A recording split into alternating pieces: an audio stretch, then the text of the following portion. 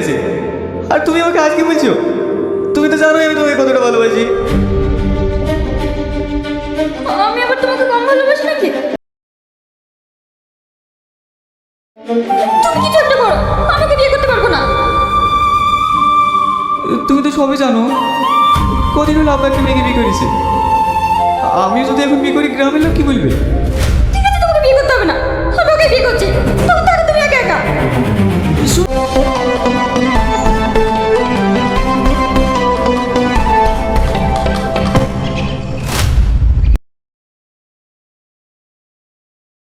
কার করছে মতো ফেলে রে?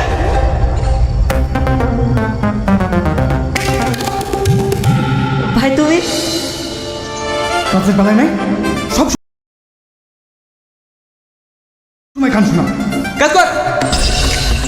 তুমি তো সবই জানো ভাই, গানটা শুনলে আমার কাজ করতে ভালো লাগে না। তুমি দেখো আমি একদিন অনেক বার শিখে নেবো। দেখো আমার পাঁচটা আমি কিন্তু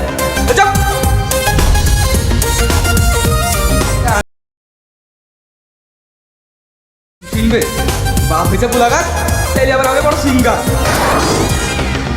কাজ কর কাজ কর। এই লাট্টু 12 নম্বর ইনস্টল আই তো আনছি ভাই। তুমি বলে দিলে কথা ঢুকেছি, এটা সত্যি বলে কথা বলতে দেন। গেল রে কিছু হয়নি ভাই।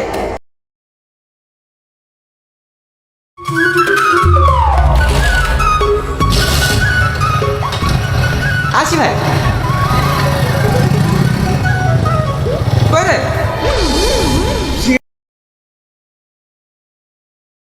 শুনু, তাড়াতাড়ি সব খেয়ে দিছে। হ্যাঁ সব খেয়ে দিছে, যা বলে আইগা।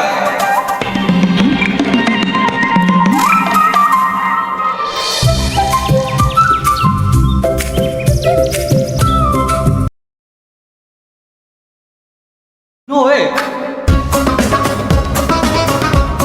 ভালো, দেখা কোনো গাড়ি পাবনি।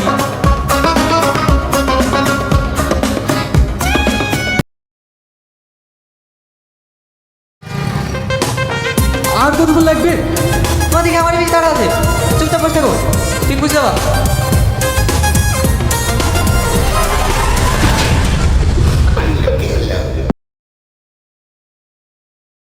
ক্যালি আছে বুঝলি তো?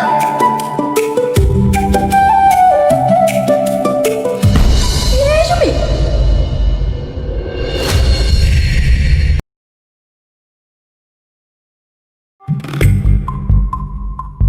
সুমি তোমার সাথে এরকম করেছে তাই না? এই কেন আজ কতদিন পর বাড়িতে আসছে? তুই কি জীবনে আমার শুনিনি? দেখলি কোথাকার? না না মামি, এক মাসের মধ্যে সব থেকে বড় ব্লগার হয়ে যাবো।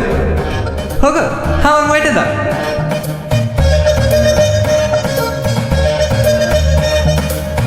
হ্যালো বন্ধুরা, আজকে চলে এসে আবার একটা নতুন ব্লগ নিয়ে। এই যে পেছনে লাল শাড়ি পরা মেয়েটাকে দেখতে পাচ্ছেন, এইটা আমার নতুন গো রূপা। একটা আমি এবারের বল, আমার যা ইচ্ছা আমি তাই বলবো।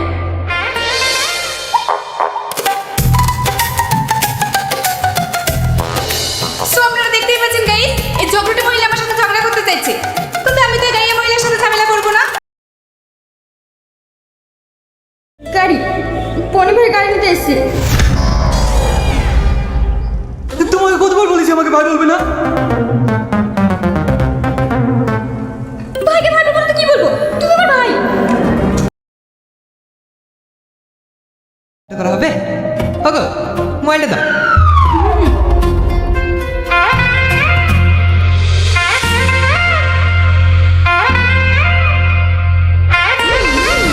হ্যালো গাইস, আপনারা সবাই দেখতে পাচ্ছেন আমি এখন হসপিটালে আছি।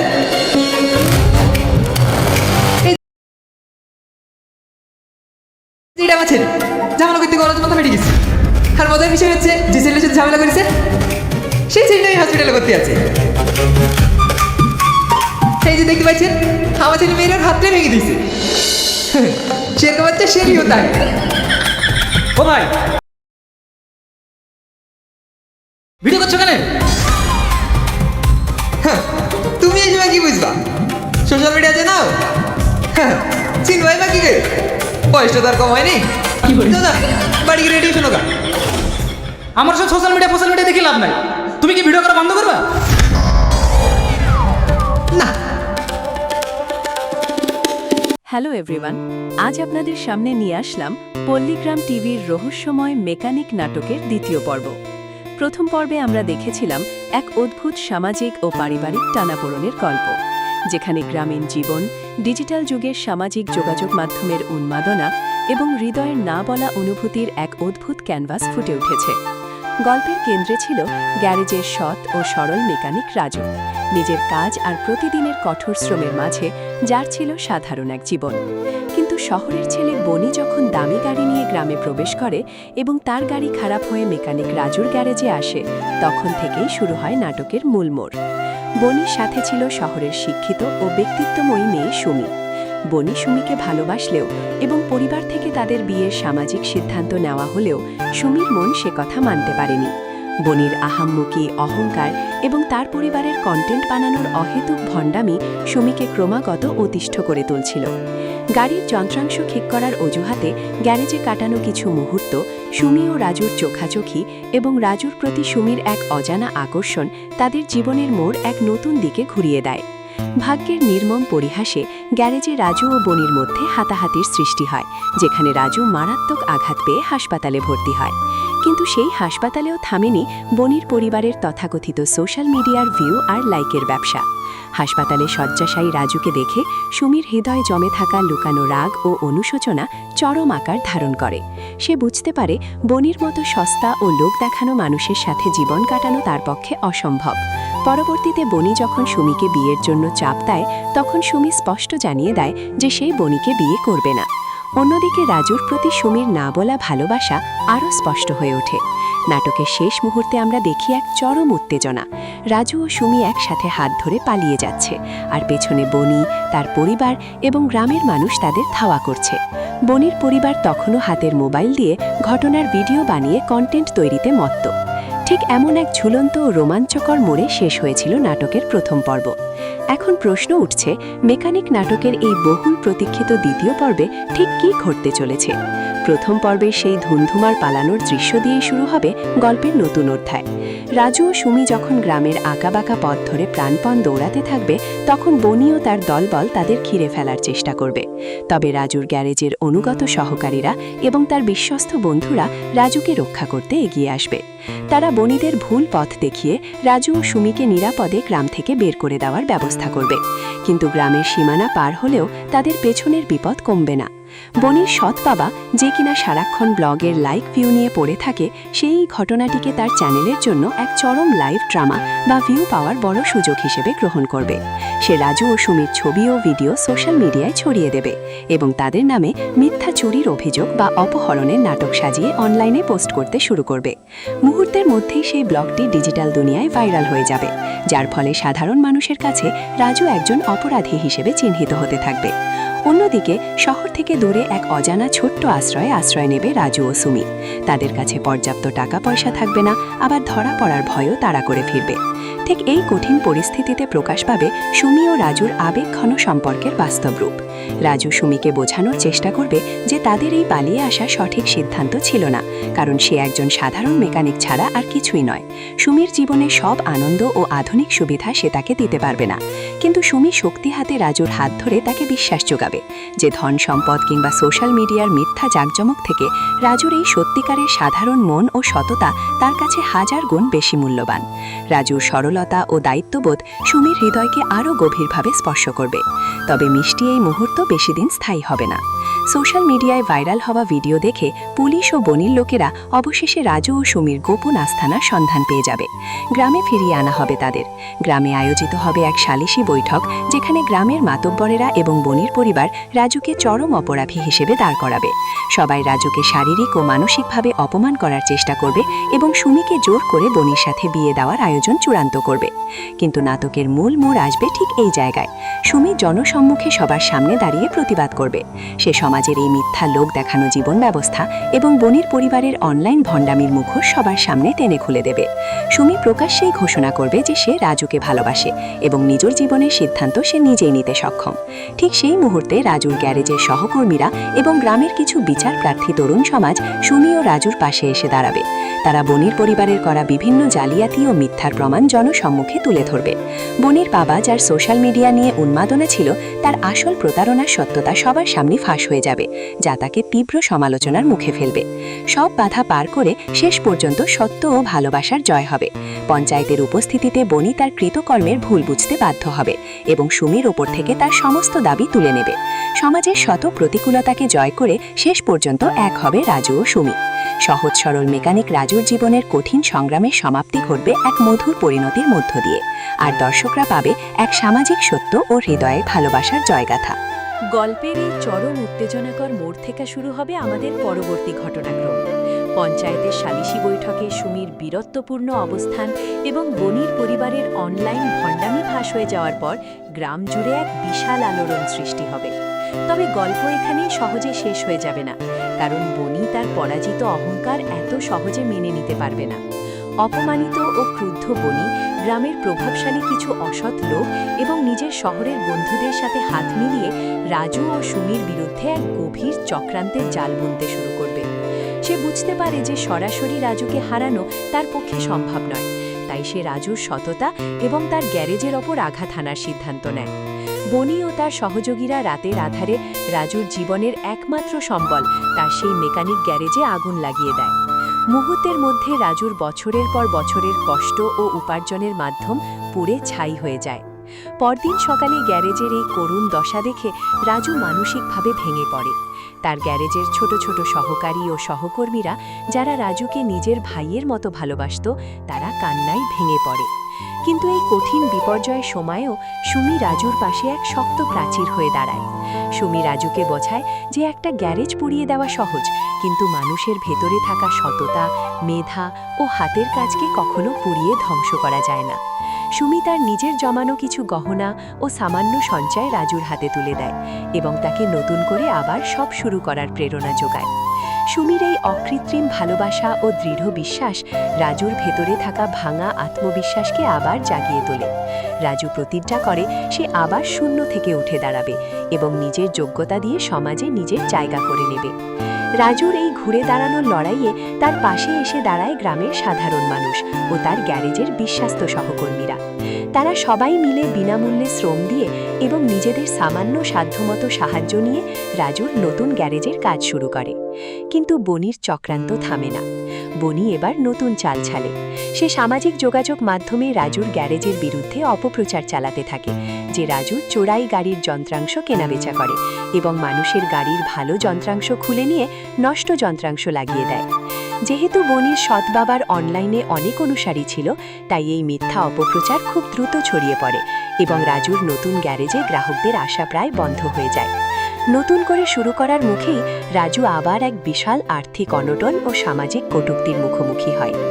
এই কঠিন পরিস্থিতিতে সুমি সিদ্ধান্ত নেয় সে বনির এই অনলাইন অপপ্রচারের জবাব অনলাইনেই দেবে। সুমি নিজের একটি ডিজিটাল প্ল্যাটফর্ম তৈরি করে এবং তাতে রাজুর সততা, রাজুর কাজের দক্ষতা ও বনির পরিবারের করা নানা রকম অসাধু উপায়ের আসল সত্য তথ্য প্রমাণ সহ ভিডিও আকারে তুলে ধরতে শুরু করে। সুমি বনির গ্যারেজে আগুন দেওয়ার রাতের গোপন সিসিটিভি ফুটেজ এবং কিছু প্রত্যক্ষদর্শী সাক্ষাৎকার জোগাড় করতে সক্ষম হয়। এই ভিডিওগুলো যখন সোশ্যাল মিডিয়ায় আপলোড করা হয়, তখন তা মুহূর্তের মধ্যে লাখ লাখ মানুষের কাছে পৌঁছে যায় এবং নেট দুনিয়ার তোলপাড় সৃষ্টি হয়। এতদিন বনির বাবা যে মিথ্যা ভিউ আর ফেক লাইকের উপর ভর করে নাটক সাজাচ্ছিল, তা সাধারণ মানুষের সামনে পুরোপুরি উন্মোচিত হয়ে যায়। রাতারাতি বনি ও তার পরিবারের সমস্ত মিথ্যা ভাবমূর্তি চুরমার হয়ে যায় এবং নেটিজেনরা তাদের তীব্র ঘৃণা জানাতে শুরু করে। আইন শৃঙ্খলা রক্ষাকারী বাহিনীও বিষয়টি নিয়ে তৎপর হয়ে ওঠে। সুমির প্রকাশ করা সিসিটিভি ফুটেজ ও অন্যান্য তথ্যের ভিত্তিতে পুলিশ বনির অপকর্মের তদন্ত শুরু করে। গ্যারেজে আগুন দেওয়া, রাজুর ওপর হামলা করা এবং ইন্টারনেটে মিথ্যা অপপ্রচার চালিয়ে একজনের জীবিকা ধ্বংস করার অপরাধে বনি ও তার বাবা পুলিশের নজরদারিতে চলে আসে। বনি বুঝতে পারে যে তার পায়ের তলার মাটি সরে গেছে। সে তখন ব্যাকুল হয়ে গ্রাম ছেড়ে পালিয়ে যাওয়ার চেষ্টা করে, কিন্তু গ্রামের সচেতন যুবক ও রাজুর সহকারীরা তাকে হাতে নাতে ধরে পুলিশের হাতে তুলে দেয়। বনি ও তার বাবার আসল চেহারা উন্মোচিত হওয়ার পর সুমির পরিবার নিজেদের ভুল বুঝতে পারে। সুমির বাবা অনুশোচনায় দগ্ধ হন যে তিনি বনির মতো এক অহংকারী, ভণ্ড ও প্রতারক ছেলের সাথে নিজের একমাত্র মেয়ের বিয়ে দিতে যাচ্ছিলেন এবং এক সৎ পরিশ্রমী ছেলেকে মিথ্যে অপবাদ দিয়েছিলেন। সুমির বাবা রাজুর নতুন গ্যারেজে এসে রাজুর হাত ধরে কেঁদে ফেলেন এবং নিজের আগের সমস্ত ব্যবহারের জন্য ক্ষমা চান।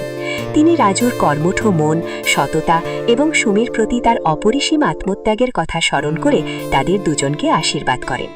রাজু অত্যন্ত বিনয়ের সাথে তার হবু শ্বশুরকে সম্মান জানায় এবং তাদের ভালোবাসার সম্পর্ককে সামাজিকভাবে স্বীকৃতি দেওয়ার জন্য বিনীত অনুরোধ জানায়।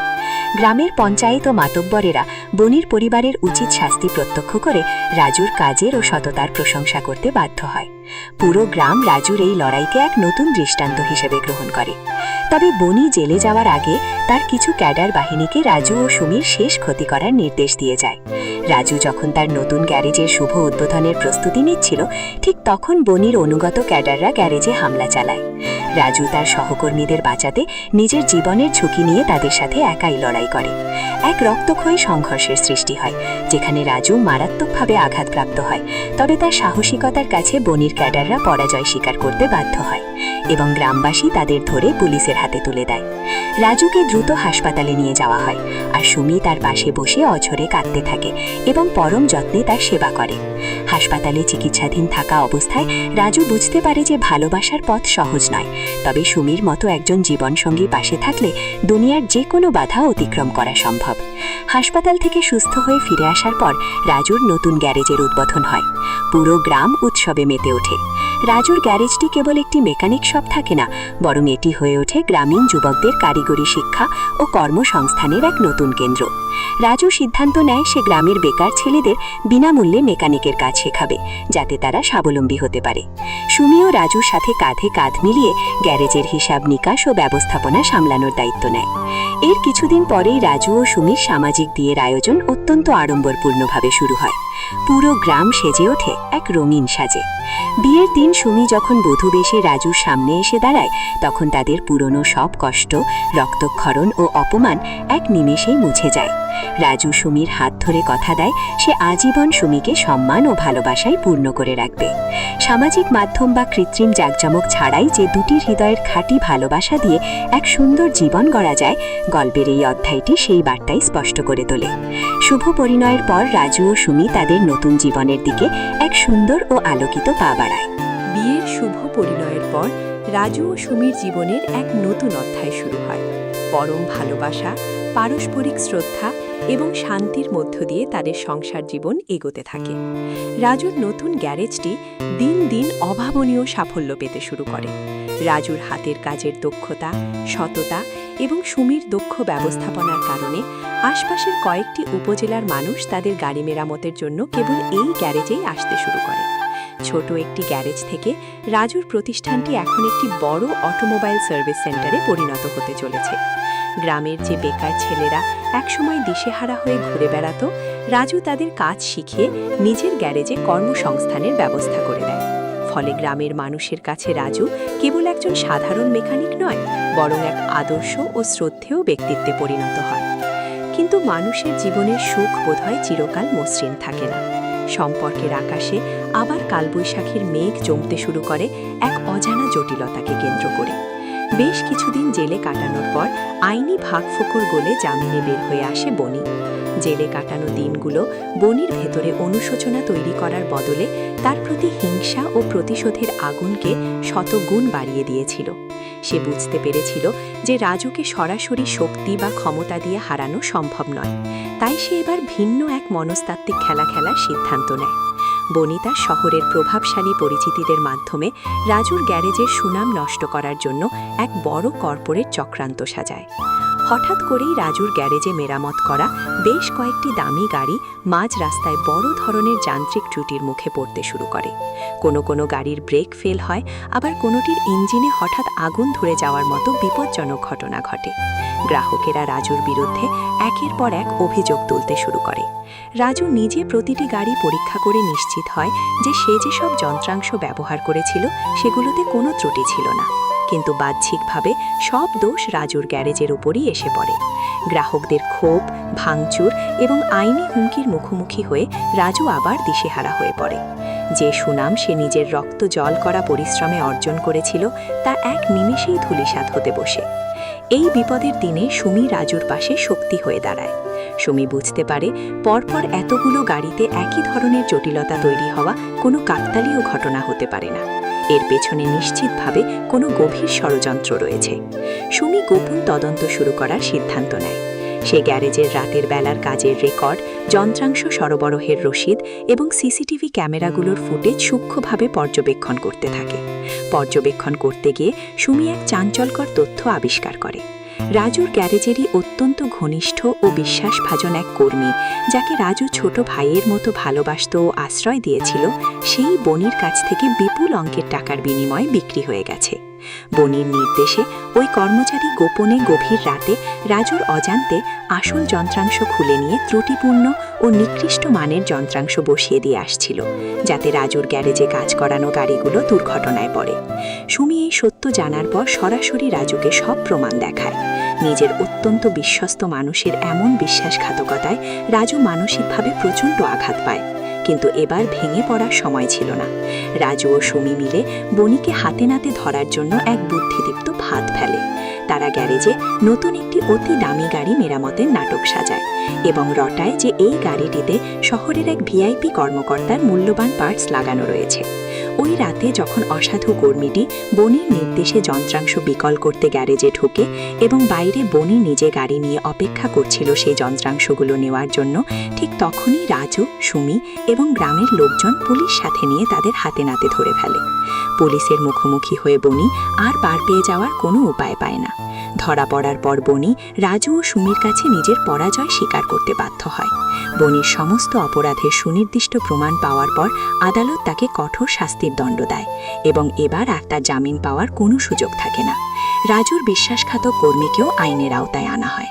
রাজুর গ্যারেজে সুনাম আবার পুনরুদ্ধার হয়, কারণ সত্য জানার পর গ্রাহকেরা তাদের ভুল বুঝতে পারে এবং রাজুর সততার প্রতি তাদের আস্থা আরও বহু গুণ বেড়ে যায়। সংসার ও গ্যারেজের এই ঝড়ের অবসান ঘটলে রাজু ও সুমির জীবনে আসে আরও এক পরম আনন্দের বার্তা। সুমি সন্তান সম্ভবা হয়। এই খবর ছড়িয়ে পড়তে রাজুর পরিবার, সুমির বাবা মা এবং পুরো গ্রাম জুড়ে আনন্দের বন্যা বয়ে যায়। রাজু সুমির যত্ন নেওয়ার জন্য নিজের দিন রাত এক করে ফেলে। গ্যারেজের ব্যস্ততার মাঝেও সে সুমির প্রতিটি ছোটখাটো প্রয়োজনের দিকে নজর রাখে। রাজুর এই ভালোবাসা ও দায়বদ্ধতা দেখে সুমির বাবা নিজের অতীতে নেওয়া ভুল সিদ্ধান্তের কথা ভেবে ঈশ্বরকে ধন্যবাদ জানান যে তার মেয়ে রাজুর মতো একজন খাঁটি মানুষের হাতে পড়েছে। কয়েক মাস পর সুমি এক সুন্দর ফুটফুটে কন্যা সন্তানের জন্ম দেয়। ছোট্ট শিশুটির আগমনে রাজু ও সুমির পৃথিবী ভালোবাসায় পূর্ণ হয়ে ওঠে। রাজু তার কাদা মেখে থাকা মেকানিকের হাত দুটো দিয়ে যখন নিজের ছোট্ট সন্তানকে কোলে তুলে নেয়, তখন তার চোখে নেমে আসে আনন্দের অশ্রু। রাজু বুঝতে পারে জীবনের আসল সফলতা রাজপ্রাসাদে বা সোশ্যাল মিডিয়ার ভুয়া জনপ্রিয়তায় থাকে না। জীবনের আসল জয় থাকে সততা, আত্মত্যাগ এবং ভালোবাসার পরম আশ্রয়। নাটকের শেষ দৃশ্যে দেখা যায় রাজু তার নতুন করে সাজানো সুপরিসর গ্যারেজে বেশ কিছু তরুণকে প্রশিক্ষণ দিচ্ছে। দূর থেকে সুমি তাদের কোল জুড়ে থাকা সন্তানকে নিয়ে রাজুর এই নতুন সংগ্রাম ও সাফল্যের দিকে তাকিয়ে হাসছে। কোনো কৃত্রিম নাটকীয়তা বা অনলাইন ব্লগের জাঁকজমক ছাড়াই রাজু ও সুমি প্রমাণ করে দিয়েছে যে সততা ও সত্যিকারের ভালোবাসা দিয়ে পৃথিবীর যে কোনো কঠিন বাধাকে জয় করে এক রূপকথার মতো সুন্দর জীবন গড়ে তোলা সম্ভব। এই মধুর ও তৃপ্তিদায়ক এক সমাপ্তির মধ্য দিয়ে শেষ হয় মেকানিক নাটকের মূল গল্প।